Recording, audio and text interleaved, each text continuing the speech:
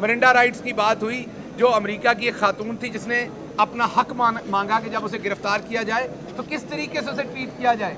हमारे मिरांडा की बोतल पी के आपको मारते हैं, हमारे मिरांडा राइट्स हैं। वो जो आपको कस्टडी में मार रहा होता है उसने स्ट्रॉ डाल के मिरांडा की बोतल रखी होती है, आपको मार के जब वो थक जाता है तो वो दोबारा उसका सिप लेता है मिरांडा का। तो इसलिए हमें राइट्स लाने पड़ेंगे। सबसे टूट गई तो मैंने किसी सूरत भी इलेक्शन की डेट नहीं देनी। तो अगर खुद से टूट गई थी तो आपने काबीना कैसे बना दी, आपने काबीना का हल्फ कैसे ले लिया, आपको तो फिर साइड पे रहना चाहिए था उसमें से भी।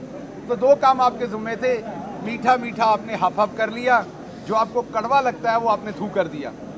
अभी जैसे चौधरी साहब ने कहा कि अदालतें फैसले देती हैं लेकिन उनका मजाक उड़ाया जाता है। बलूचिस्तान हाई कोर्ट में मेरे ऊपर एक FIR की गई जिसकी क्वैशमेंट के लिए 20 दिसंबर को हम उस अदालत में गए। ऑनरेबल जस्टिस ने ऑर्डर किया कि इनके ऊपर अगर कोई भी और FIR है तो वो लेके आइए।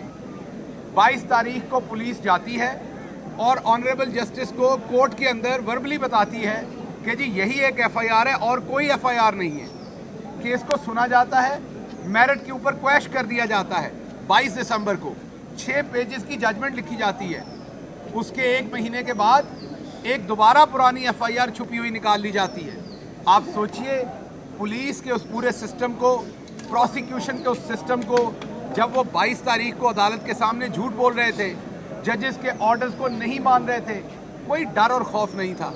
उसके बाद जब उसी FIR को मिल नहीं रही थी, यहाँ की एक ऑनरेबल कोर्ट ने वो FIR ढूंढ के दी, वो मिल नहीं रही थी। जहाँ पर पहले एक अदालत की तहकीर करने की कोशिश की गई बलूचिस्तान की हाई कोर्ट की, फिर यहाँ की अदालत को 6ठी 7वीं पेशी पे जाके वो FIR मिली, और जब FIR मिली तो हमें पता चला ये तो वही है जिसमें वहाँ झूठ बोला गया था। तो जब आप अदालतों के अहकामात की इस तरीके से तौहीन करेंगे और आप कोशिश करेंगे कि अदालतें जो हैं वो भले अहकामात देती रहें, हमने तो नहीं करना। अब देखिए किस तरीके से टेलीविज़न स्क्रीन पर कहा जाता है, किस तरीके इलेक्शन तो उन्हें नज़र नहीं आ रहे।